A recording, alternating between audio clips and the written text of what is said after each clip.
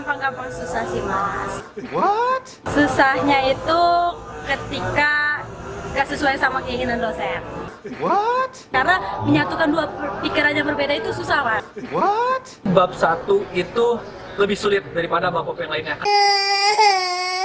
Karena ini menentukan bagaimana bab 2, 3, 4, 5 sampai 8 bab sampai 8 bab sampai 8 bab. Wow. Sebenarnya bab 1 kalau menurut saya sih mudah.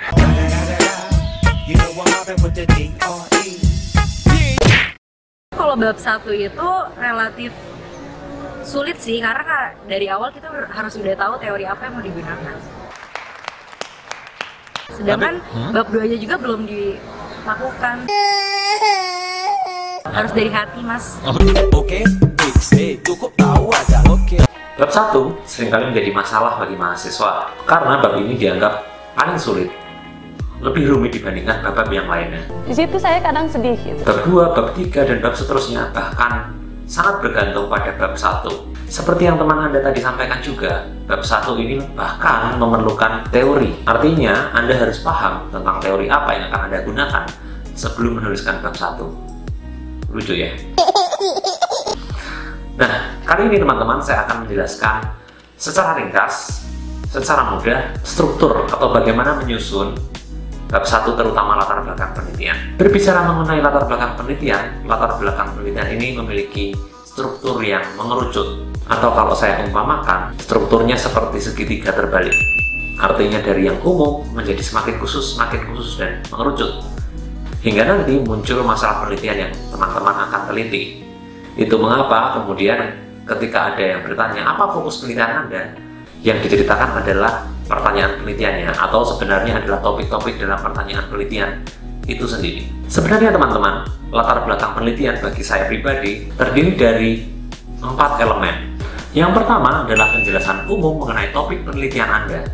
Lalu yang kedua, penjelasan mengenai kesenjangan atau gap permasalahan pada penelitian Anda. Kemudian yang selanjutnya, yang ketiga, pemilihan lokus atau lokasi penelitian. Dan yang terakhir, penegasan masalah pada lokus atau lokasi penelitian yang akan Anda gunakan. Dan pada akhirnya muncul permasalahan penelitian yang dirumuskan dalam rumusan pertanyaan penelitian atau rumusan masalah penelitian. Kita mulai dari yang pertama, tinjauan awal topik penelitian atau penjelasan umum mengenai penelitian Anda. Penjelasan topik penelitian secara umum berfungsi untuk mengantarkan pembaca, siapapun itu, baik itu di bidang keilmuan Anda atau bukan, untuk memahami apa yang menjadi topik penelitian Anda. Ini penting, karena tidak semua orang paham topik yang Anda teliti. Sebagai contoh, saya ingin meneliti mengenai kualitas pelayanan publik. Tidak semua orang paham konsep pelayanan publik itu apa, sehingga saya harus jelaskan pelayanan publik adalah dan seterusnya. Menurut A, menurut B, menurut C, pelayanan publik adalah bla bla bla dan seterusnya. Yang juga penting, kemudian teman-teman juga harus menjelaskan urgensi atau pentingnya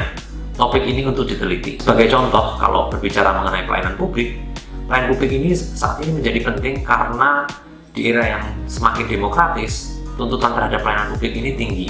Masyarakat membutuhkan pelayanan yang cepat, akuntabel, transparan, dan seterusnya. Dan akhirnya, masyarakat membutuhkan pelayanan publik yang berkualitas. Salah satu kesalahan mahasiswa ketika memulai menulis paragraf penjelasan topik, biasanya mereka mulai dari hal yang sangat umum dan sebenarnya tidak penting. Sebagai contoh, yang sering sekali keluar di skripsi mahasiswa adalah penjelasan awal mengenai globalisasi. Bang. Saat ini dunia berada di era globalisasi, dan saya pikir penjelasan terhadap globalisasi ini bisa masuk ke disiplin ilmu apapun, sehingga bagi saya tidak terlalu relevan. No, God, please, no! Jadi sebaiknya skripsi teman-teman harus dimulai dari penjelasan topik penelitian seperti yang saya jelaskan tadi. Lalu yang kedua, penjelasan mengenai kesenjangan atau gap permasalahan. Untuk memahami ini sebenarnya teman-teman bisa melihat video saya tentang memahami permasalahan penelitian yang sudah saya buat sebelumnya. Anda bisa cek di channel ini. Nah, tetapi akan saya jelaskan secara ringkas. Seperti tadi misalnya, saya akan meneliti mengenai kualitas pelayanan publik, sehingga saya akan menjelaskan ada kesenjangan, ada gap permasalahan yang menjadi awal argumentasi mengapa pelayanan publik ini atau kualitas pelayanan publik ini penting untuk diteliti. Saya di sini akan mencontohkan kesenjangan antara teori dan praktek atau ekspektasi dan realita. Secara normatif, pelayanan publik saat ini seharusnya semakin berkualitas, lebih akuntabel, lebih cepat, lebih responsif, dan seterusnya, termasuk tidak korup. Nah, kesenjangannya ada di sini. Namun, pada praktiknya, seringkali terjadi praktek pungutan liar terhadap pelayanan publik. Nah, Dua hal ini adalah kesenjangan yang akan kita teliti, sehingga nanti di akhir menjadi penting bagi kita untuk meneliti bagaimana kualitas pelayanan publik kita saat ini.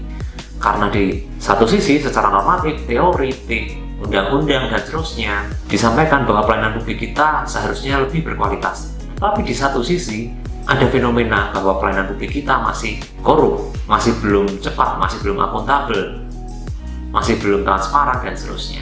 Nah, berdasarkan ilustrasi tersebut, lalu kita akan masuk ke elemen yang ketiga, yaitu pemilihan lokasi penelitian. Nah, untuk memilih lokasi penelitian, Anda harus punya alasan akademik yang sesuai dengan penjelasan gap permasalahan Anda tadi. Anda tidak bisa misalnya kemudian memilih lokasi penelitian karena lokasi penelitian itu dekat dengan rumah peneliti. Bang.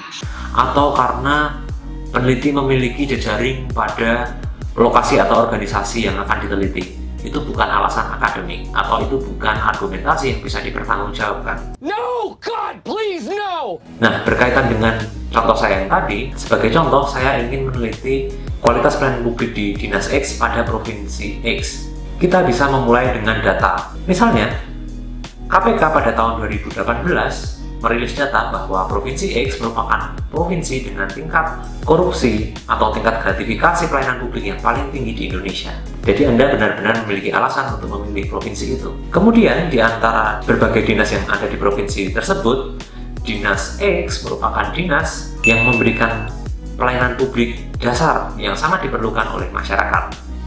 Sehingga menjadi penting untuk melihat kualitas pelayanan publik yang ada di dinas tersebut. Nah, kemudian kita masuk pada bagian yang terakhir, yaitu penegasan masalah pada lokasi yang Anda pilih. Berdasarkan latar belakang yang telah dibangun peneliti atau berdasarkan alur pikir tersebut, maka penelitian ini diarahkan untuk melihat kualitas pelayanan publik di Dinas X pada Provinsi X. Dan pada akhirnya, paragraf terakhir ini atau bagian terakhir ini menjadi materi penting untuk merumuskan pertanyaan penelitian. Bagaimana kualitas pelayanan publik di Dinas X pada Provinsi X? Jadi sebenarnya kalau kita lihat struktur latar belakang penelitian itu sangat mudah. Selama apa? Selama yaitu tadi teman-teman sudah paham teorinya. Karena apa? Karena teori ini akan kita gunakan untuk menyusun gap permasalahan, yang itu sebenarnya adalah elemen paling penting dari 4 elemen yang saya jelaskan tadi. Mungkin itu teman-teman yang saya bisa jelaskan melalui video saya kali ini. Saya yakin masih banyak pertanyaan teman-teman, tetapi teman-teman bisa berkomentar. Nanti saya akan coba respon. Tapi yang jelas melalui video ini semoga teman-teman punya gambaran yang jelas tentang apa sih yang diharapkan dari latar belakang penelitian.